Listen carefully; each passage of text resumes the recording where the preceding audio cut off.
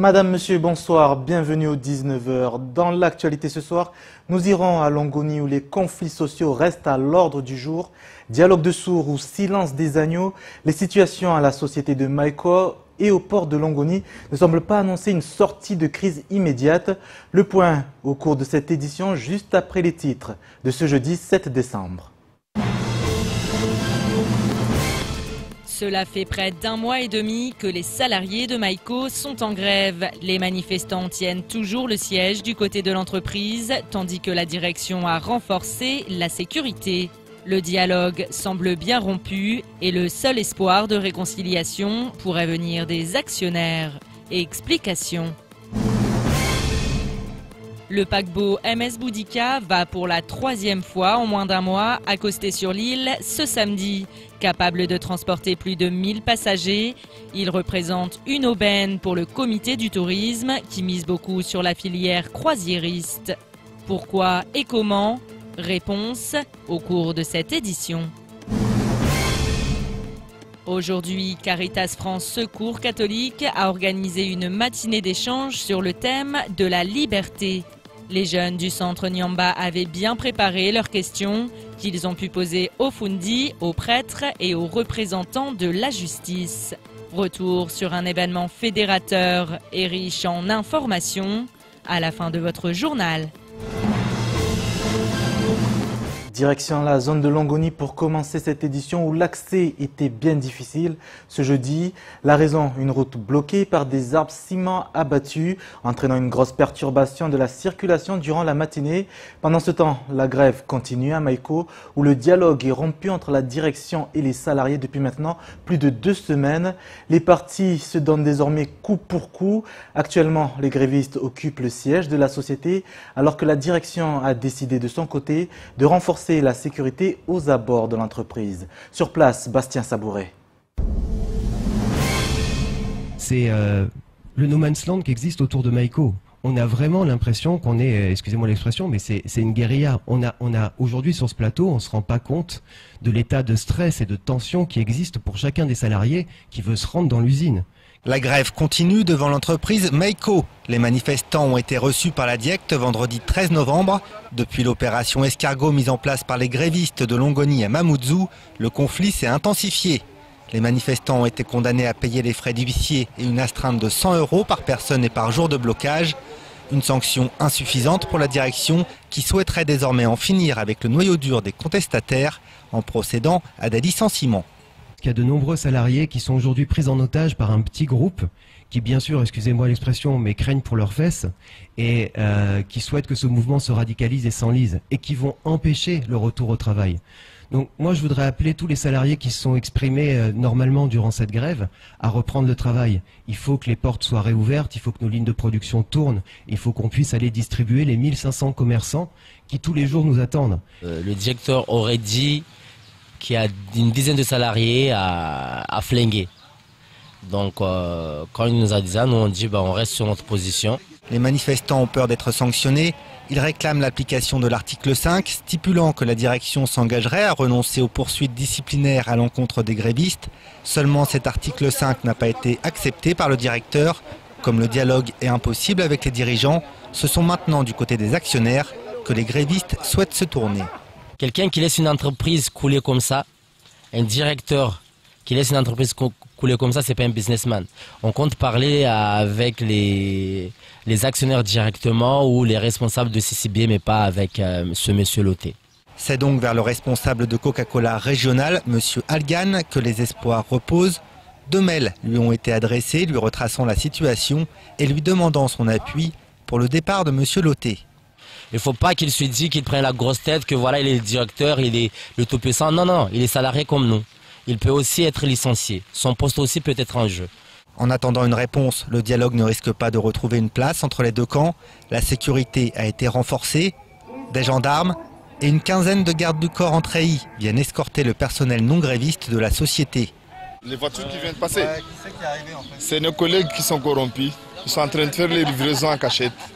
Peur de la contamination par bouche à oreille ou simple peur de débordement aux abords de l'entreprise, Maïko met tout en œuvre pour éviter tout contact entre grévistes et non grévistes. Il a engagé une entreprise extérieure pour venir les sécuriser, tout en sachant que ça va leur coûter très cher.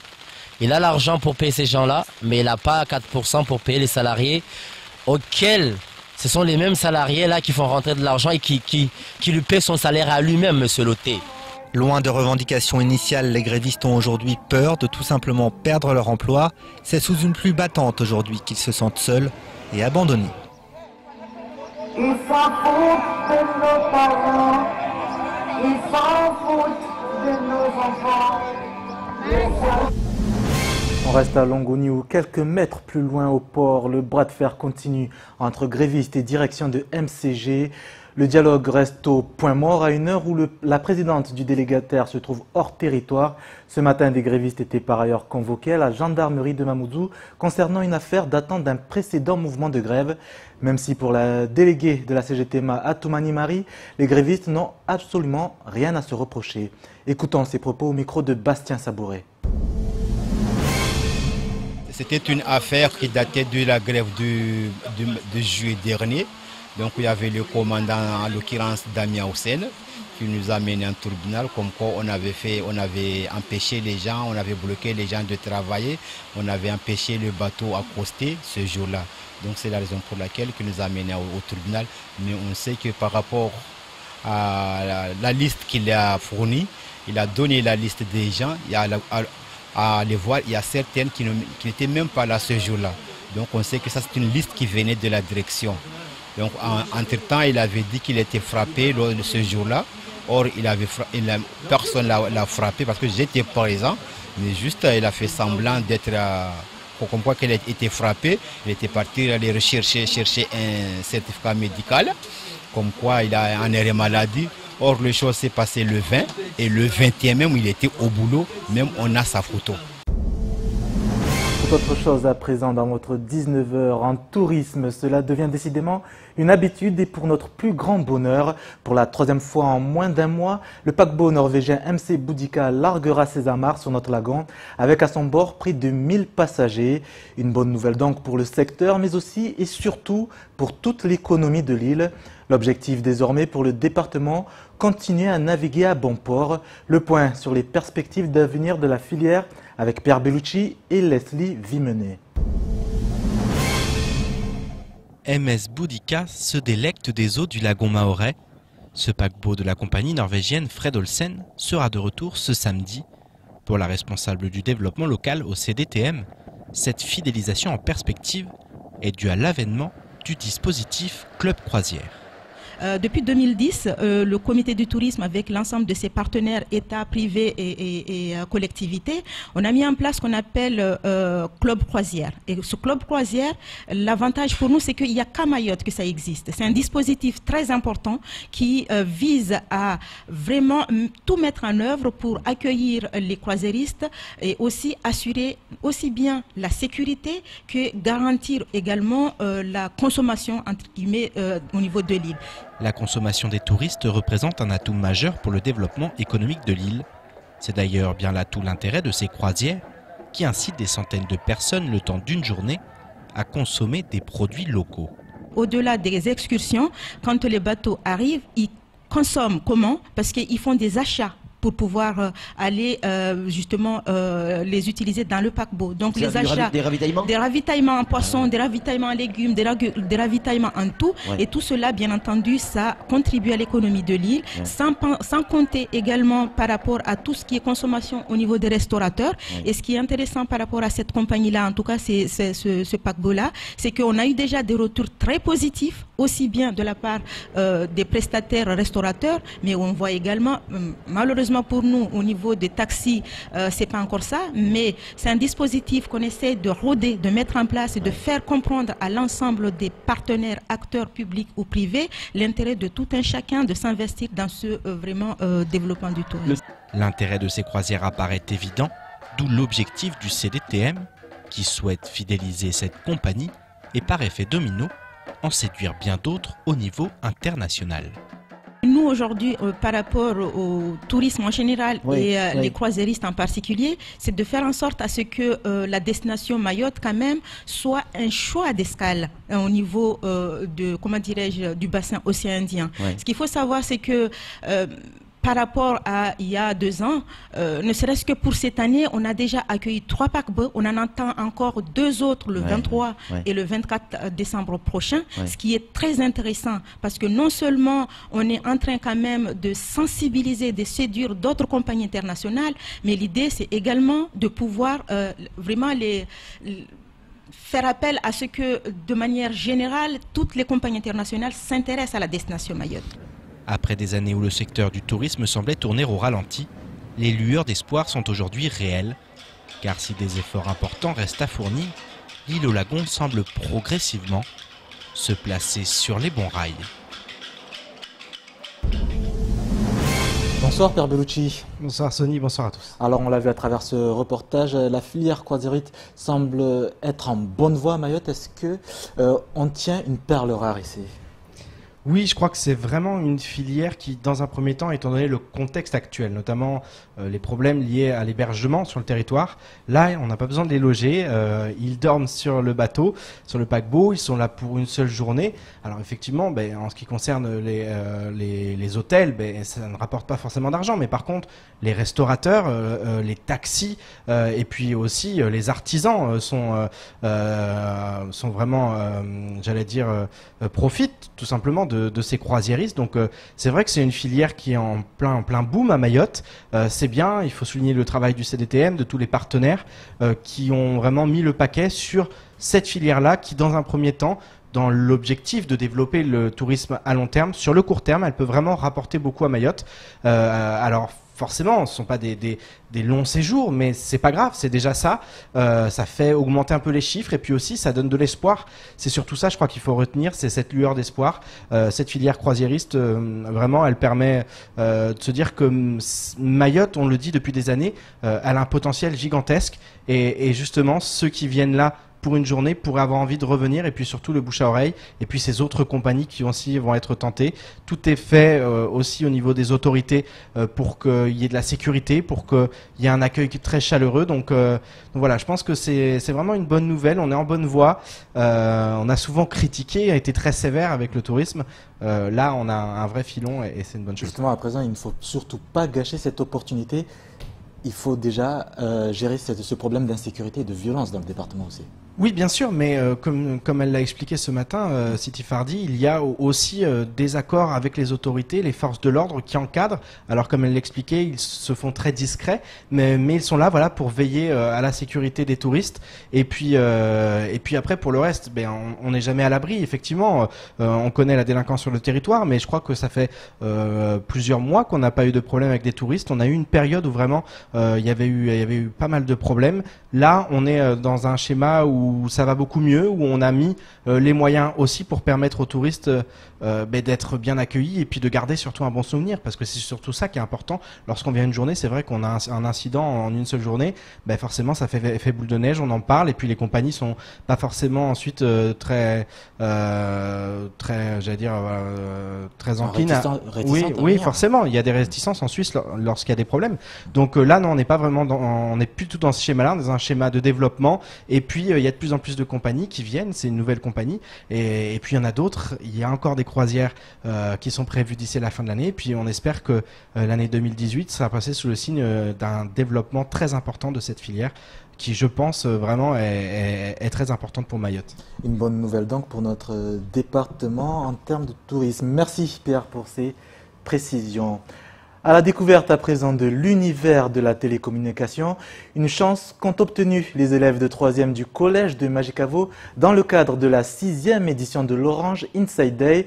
À Mayotte, c'est une première. L'objectif pour la société, qui compte près de 226 millions de clients dans le monde, faire découvrir les métiers et parcours possibles au sein de l'entreprise. Reportage.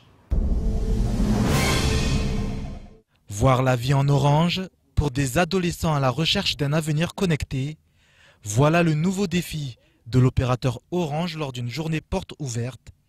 Invitée du jour sur le site technique, cette classe de 3e du collège de Majicavo a eu l'occasion de découvrir les différents métiers et les possibilités de parcours au sein du groupe. C'est parti du constat que les jeunes d'aujourd'hui ne connaissent pas nécessairement les métiers des entreprises. Et une entreprise comme Orange a tellement de métiers qu'il était important qu'on apporte ça à des jeunes, d'autant plus s'ils viennent de milieux modestes. Et donc, nous sommes à la 6e édition aujourd'hui. Et la 6e édition a lieu à Mayotte. Donc, on fait rencontrer le monde de l'école avec le monde de l'entreprise. Au programme également, plusieurs ateliers d'animation proposés à des collégiens, visiblement séduits par le monde de la télécommunication. C'est vraiment intéressant parce que j'apprends que la technologie va évoluer de plus en plus et que l'homme ne sera plus obligé de se déplacer. L'intelligence artificielle était juste que l'on copie l'intelligence de l'homme. L'intelligence naturelle, c'était juste l'intelligence d'une machine. Ça nous permet de savoir certaines vocations, de nous amener à aimer certains métiers qu'on nous a présentés ici. Et pour nous, c'est un plus pour nous pour savoir ce qu'on pourra faire après. Pour la société aux 226 millions de clients dans le monde, le succès est au rendez-vous.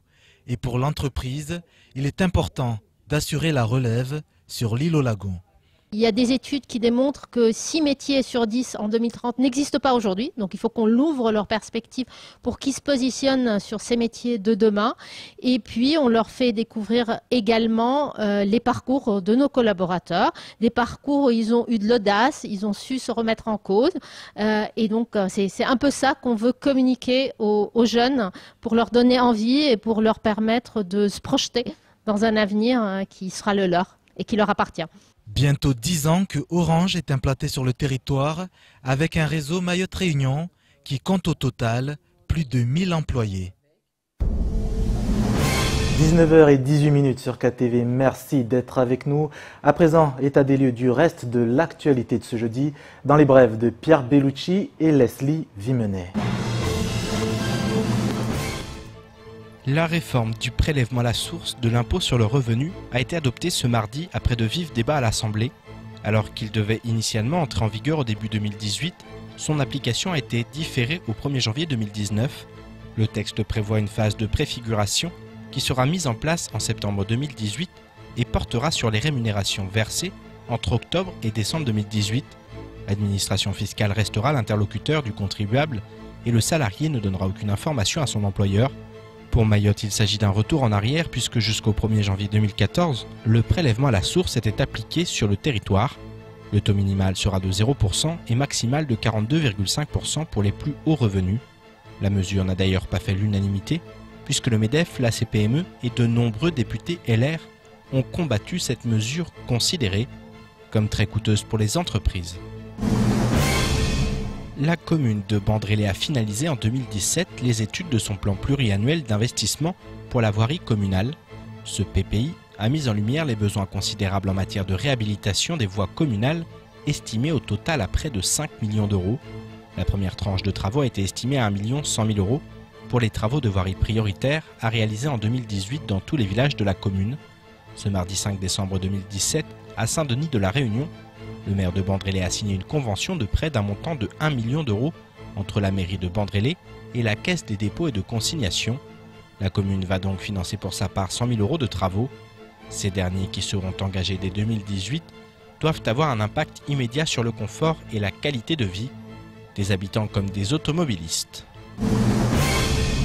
La société de transport scolaire Matisse vient de lancer une opération expérimentale de reforestation de mangroves sur le site de Miangani à Longoni, afin d'enrayer la perte de la biodiversité liée à l'activité humaine et de limiter la destruction de la barrière naturelle contre les cyclones et autres catastrophes naturelles.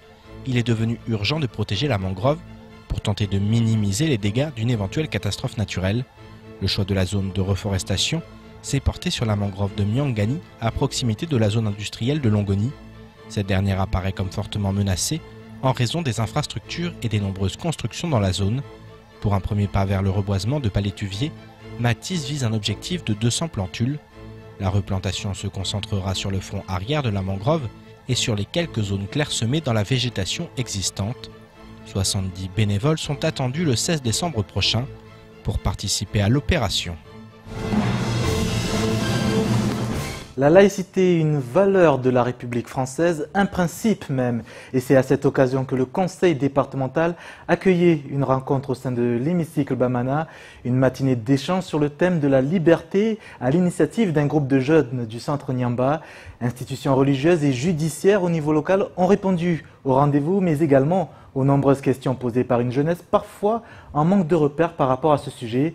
Une opération issue des journées pédagogiques proposées tout au long de l'année par l'association Caritas France Secours catholique. Adèle Laurent. Sommes-nous tous égaux en droit ? Pourquoi dans le monde, les Blancs ont souvent plus de droits que les Noirs ? Sommes-nous obligés de nous marier et est-on libre de choisir avec qui ? La polygamie et la polyandrie sont-elles acceptées? Qu'en est-il du mariage homosexuel? Un homme a-t-il le droit de battre sa femme? Autant de questions posées par les jeunes ce matin aux Fundi, aux prêtres et au président du tribunal de grande instance présent. Et la liberté en islam, c'est quoi? Cette notion de liberté, c'est une notion qui vient de Dieu en islam. C'est l'applicabilité de la notion de la liberté en islam. Elle est de deux formes.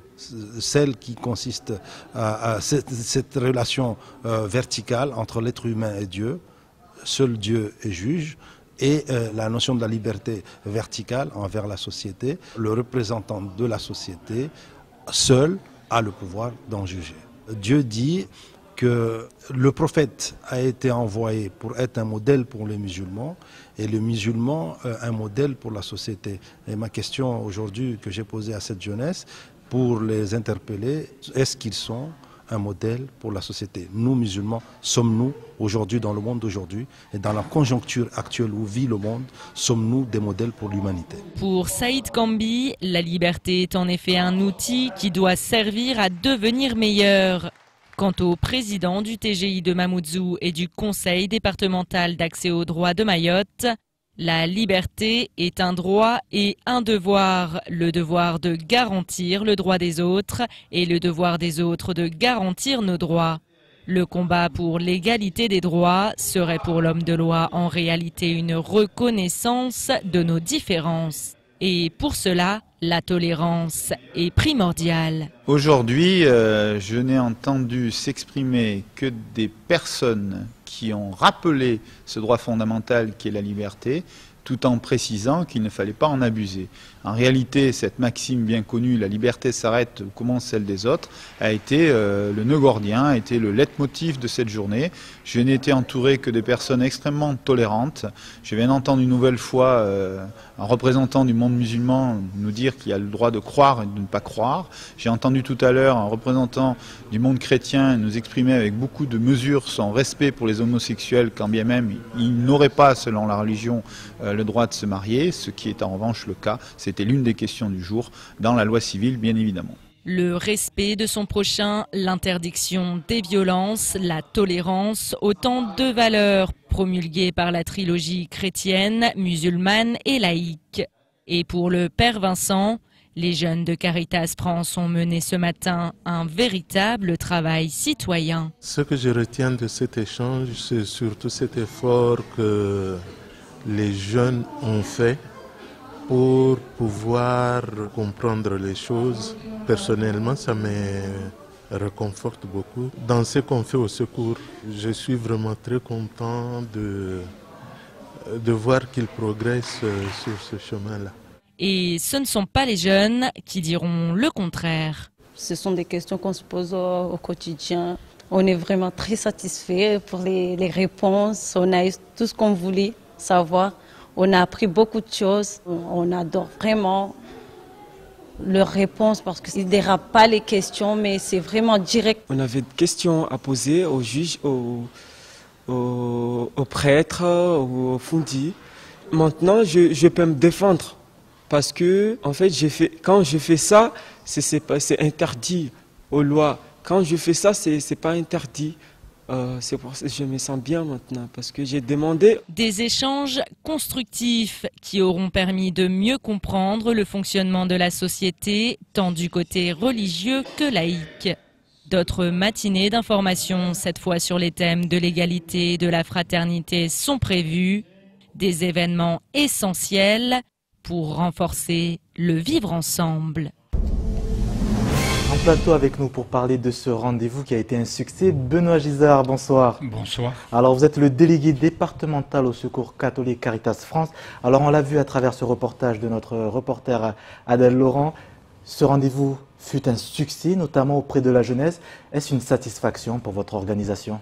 Alors bien sûr, c'est une grande satisfaction d'abord parce que ce sont les jeunes eux-mêmes qui ont proposé le sujet, qui ont organisé la journée, qui sont allés voir les intervenants pour leur dire est-ce que vous accepteriez de venir animer cette matinée et répondre à notre question. Donc on a senti une grande ouverture de la part des jeunes, une grande attente et je crois qu'à la fois et eux et les intervenants ont été très satisfaits de la journée.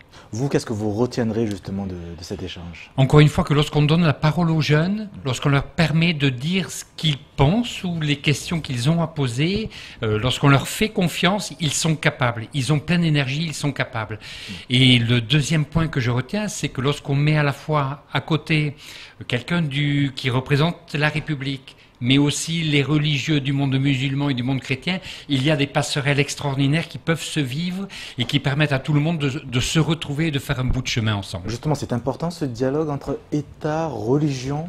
Ah mais pour nous c'est essentiel. Je crois que l'une des missions de Caritas, c'est de permettre justement aux jeunes que l'on accueille de vivre cette passerelle, de vivre ces temps de rencontre, de vivre ce vivre ensemble entre eux, et donc en découvrant en plus leur histoire, leur culture, leur religion, en apprenant à connaître mieux l'autre, forcément, mais ça servira à désamorcer les conflits. Alors, le thème du jour, c'était la liberté.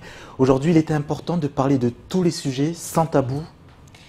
C'est quelque chose qui s'apprend, je pense, et dans les questions qui ont été posées, on l'a vu, et moi je remercie encore une fois les intervenants d'avoir répondu franchement à certaines questions.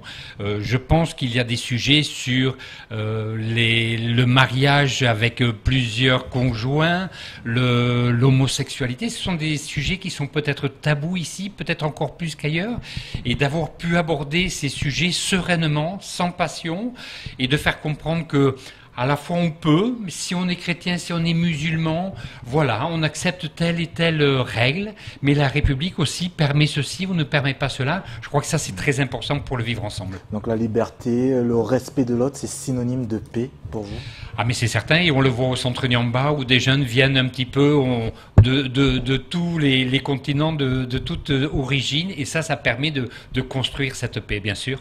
Alors aujourd'hui, ça fait 13 ans que votre organisation est présente à Mayotte. Vous comptez actuellement une 50aine d'adhérents. De quelle manière évoluent vos missions à Mayotte ? Alors, principalement, nous, c'est ici, on essaie de permettre de transmettre des valeurs aux jeunes. Et on essaie de transmettre ces valeurs en donnant des bases de français et de maths, puisque les jeunes que l'on accueille de 16 à 25 ans sont déscolarisés. Et en même temps qu'on donne des bases en français et en maths pour pouvoir se débrouiller dans la vie de tous les jours, on développe des activités collectives comme le théâtre, le foot, des initiations à la couture, à la coiffure, pour permettre à ces jeunes de développer leurs talents. Mais en même temps, on est en train de bâtir des relations avec les Comores, avec des centres de formation aux Comores, pour permettre à des jeunes qui sont ici, qui un jour souhaiteront repartir aux Comores, de trouver un endroit, un centre où ils pourront se former. Donc nous avons aujourd'hui 4 partenaires aux Comores. On connaît effectivement le contexte entre Mayotte et les Comores. Est-ce que la tâche est délicate, simple ? Comment se passe vos tâches ? Alors, si vous parlez de la situation à Mayotte, en effet, elle est compliquée, je crois que tout le monde le dit. Moi, je suis témoin, étant ici depuis 2 ans, qu'au centre Nyamba, à la différence bien souvent de la métropole, on a affaire, et j'ai affaire à des jeunes qui sont pleins d'énergie, pleins de bonne volonté, et je me dis, il ne faut pas gaspiller cette énergie et cette bonne volonté qui sont là devant nous. Et la preuve, c'est que cette journée d'aujourd'hui a permis, justement, de mettre en route ces jeunes et de leur faire comprendre qu'ils sont capables de réaliser de belles choses. Est-ce que cette initiative, cet échange, entre guillemets, cette réunion, c'est le début d'un long processus? D'autres initiatives seront prévues dans les... Alors, c'est un processus qui existe déjà depuis plusieurs années, qui s'est matérialisé, concrétisé aujourd'hui par cette journée. Bien sûr, on a normalement prévu pour les 2 trimestres prochains une journée sur la fraternité, une journée sur l'égalité, mais on est témoin aussi que les jeunes veulent en savoir plus sur les religions, l'islam, la religion catholique, les chrétiens, etc. Et puis aussi sur l'histoire, leur histoire ici, de Mayotte, de l'océan Indien, des Comores, etc. Donc là déjà on a pas mal de pain sur la planche pour les mois et les années à venir. C'est une mission que vous donnez justement avec les institutions et les religieuses et étatiques également? Nous sommes persuadés que nous devons être ferments de convivialité, de partenariat, de vivre ensemble. Oui, ça c'est notre mission aussi. Merci Benoît Gézard d'être passé par ce 19h.